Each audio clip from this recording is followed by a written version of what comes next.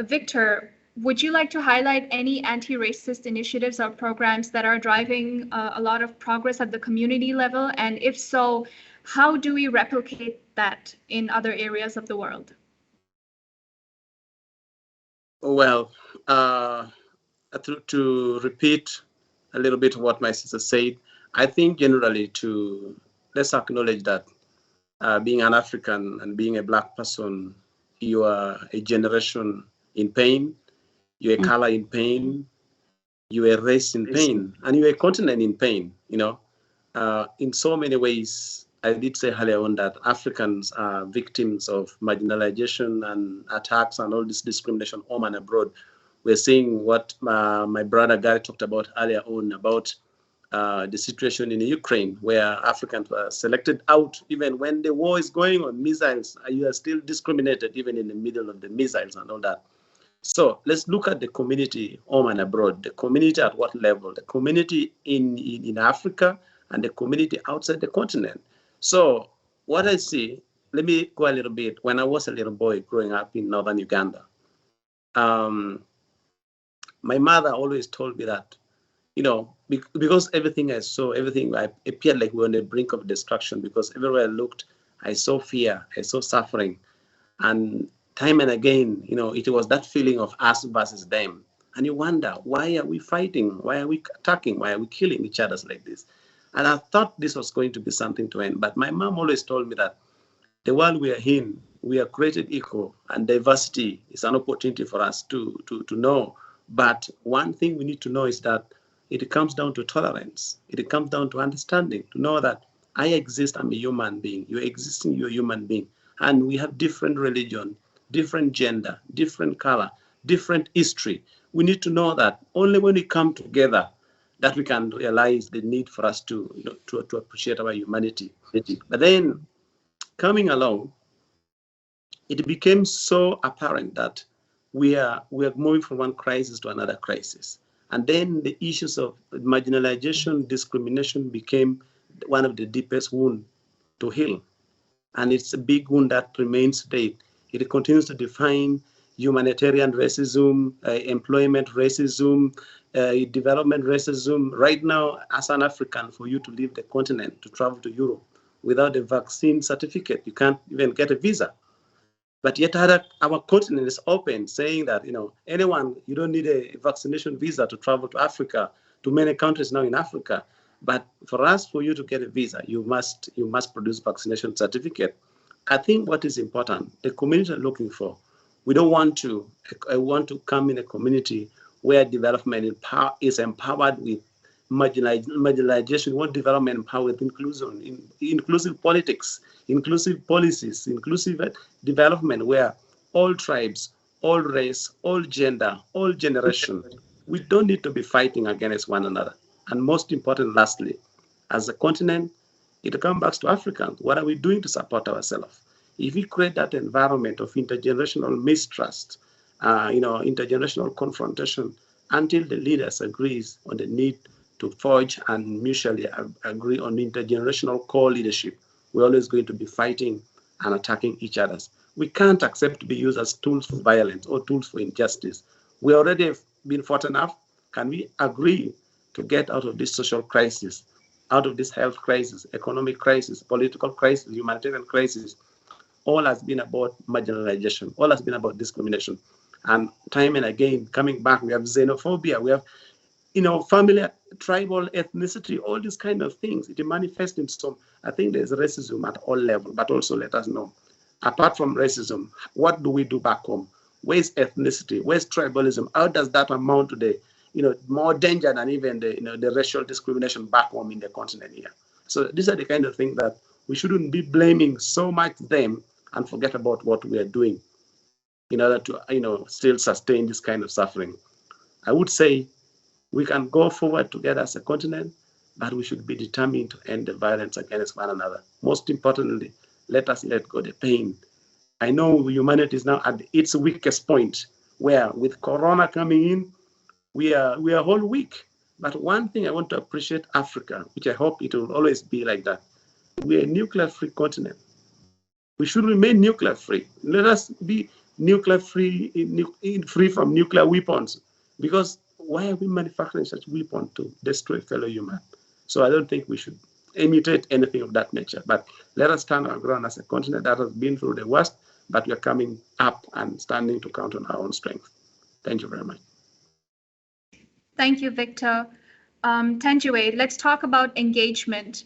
Where can individuals go to find out about how to get involved with the most effective initiatives calling out racism in their community? Sure. I can only speak about the some of the organizing and movement work in the U.S. And a lot of the work that I'm connected to is around confronting anti-Black racism, state violence, patriarchal violence, economic inequity and economic violence. And I always say often when looking to find either a political home or a way to take action or get organized, oftentimes looking within even just in your local community. In the US, a lot of the work that I'm connected to is part of a formation called the Movement for Black Lives. And that's often a place where folks can go to find local Black organizations across the country that are challenging mass incarceration, that are challenging police violence, but that are also calling for bold, courageous structural change and advancing an agenda that we believe not just our communities deserve, but future generations of Black, Indigenous people of color across the country that they deserve. And so the Move for Black Lives is a place that often I encourage folks to go. And also I just want to lift up, there's local communities across the country in the US. I mean, when we talk about the Movement for Black Lives or the Black Lives Matter movement in the US, we can't forget Ferguson and St. Louis and the uprising that happened there and the moment that really called so many across the US to attention to just the consequences of living under such injustice and anti-Blackness and really structural oppression within the United States. And there's so many powerful organizations in St. Louis, just as they are across the West Coast in California. And so I really, the Move for Black Lives is a place to go to look for more information, but so are so many local organizations across the country. Thank you, Tenjue. And Masana, how would you say individuals should get more involved to call out racism in the community? What initiatives can they support? Yeah, well, I think, first of all, of course, on my agenda of structural change, I really want to encourage people to not think of the anti-racism movement, and in particular anti-Black racism movement, as an isolated event, right? So you sign up and you show up is really important to sustaining the effort, because the work of mobilizing and organizing is really costly, right? So it takes a toll. It needs people to show up in different ways, and I think that's really important. I really want to elevate the SDG 16.plus as a resource for policymakers to access and tap into not just experiences of South Africa, but also those of Colombia, of Europe, of the United States, and reflecting on what are some of the practical policy campaigns that people need to get behind. And that includes a transformation of the global political economy in a way that sustains and supports the anti-racism agenda. So we can't do that without a complete shift in the international social contract. I'd also like to elevate the Racial Equity Index, which is an index really close to my heart. A lot of times international development and charity work is phrased in neo-colonial attitudes and anti-Black sentiments, and it's really important that we turn that on its head. And I think the Racial Equity Index is doing a lot of work on shining the light on accountability that is needed for the international development sphere. And then, of course, much like Tenjue has elevated the movement for Black Lives in South Africa, the Call to Action Group, or the Code Red Feminist Collective, even the work that's being done by different groupings at the local level in organizing under the banner of Fees Must Fall in South Africa is really, really important. And of course, events like this are really powerful, I think, at making accessible the language of what needs to change, and also inviting people to think critically around their role and their involvement in shifts for greater racial equity. Thank you. Thank you, Masama. Finally, let's quickly use the opportunity to discuss the relationship between racial discrimination and war. Given the situation in Ukraine right now, and in general, other wars around the world, wars create conditions that further exacerbates racial discrimination. So how do you evaluate the way in which communities and civil societies respond to these crises? In short, what can we do? Victor, do you want to start? Yeah, I think first of all, it's a good acknowledgement to understand right now, because for far too long, the world used to think war was a distant reality. War was in Africa. War was a global South affair. War was black, poverty was black. But now the world waited until the war knocks or ring their doorbells. Then they realize that war is bad, and war is not a distant reality anymore. So I think the world has become so awakened of what is possible. But as on our side, as people have already been through difficulties, let's agree to the fact that we cannot treat pain with pain and expect peace. No. Pain treated with pain will always be pain. I think we need to make sure that we have come a long way as Africa. We have come a long way as majority of people around the world. We have to agree that the future should not look like the past. We need to move forward with intent without having any generated fear or populist appeal or any spirit. We don't want a volatile alliance. We need alliance for peace building.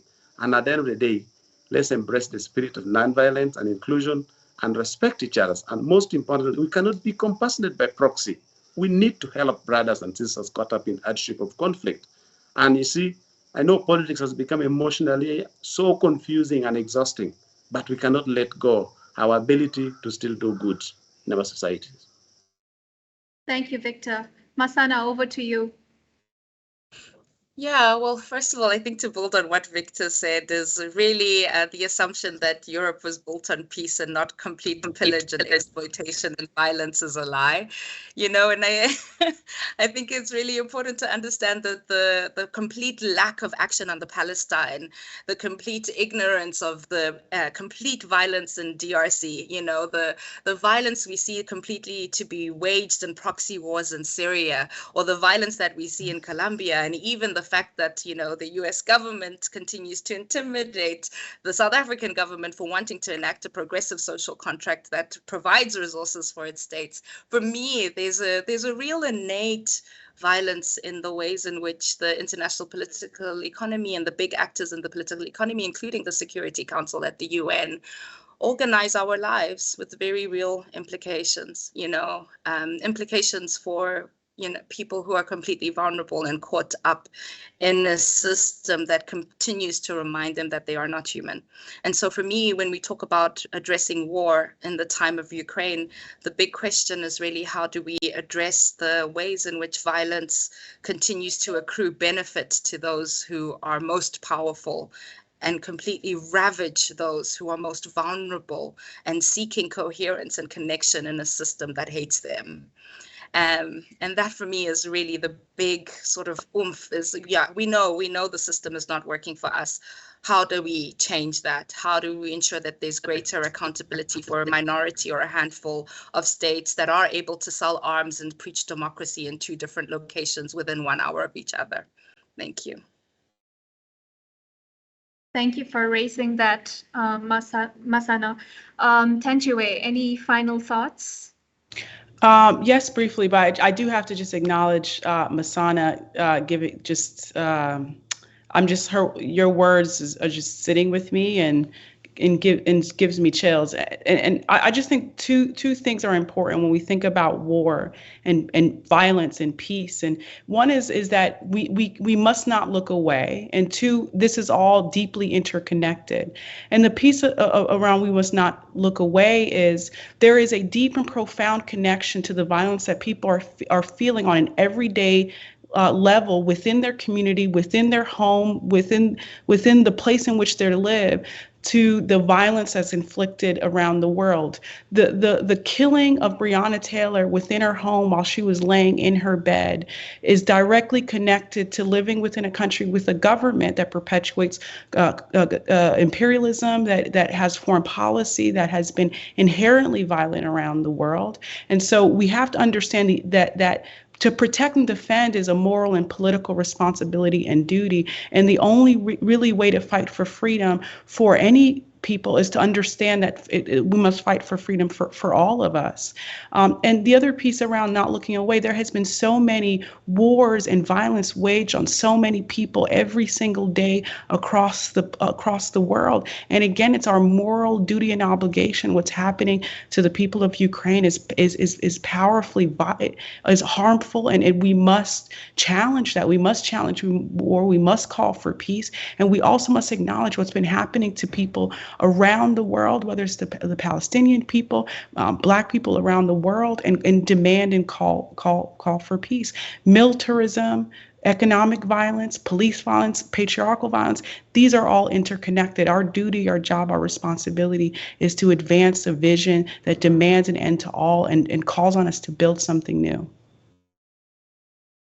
Thank you, Thanjiwe. And rightly said, not taking a stance or being apolitical is in itself a political statement. So with that in mind, this brings us to the end of our panel. Thank you to all our panelists for informing, inspiring, and engaging with our audience today. It's truly inspiring to hear your thoughts and personally have access to a language that's not accessible to everyday life across all cultures. So this is a platform that's doing that for us. Thank you also to our viewers for tuning in. I hope the discussions inspire you to engage at your community level, wherever you are, to fight racism and to pursue peace. And I'd also like to take a moment to thank the organizers, the entire Peace Monday team, for putting this together and for giving us this opportunity. Thanks, everyone, and have a very good evening.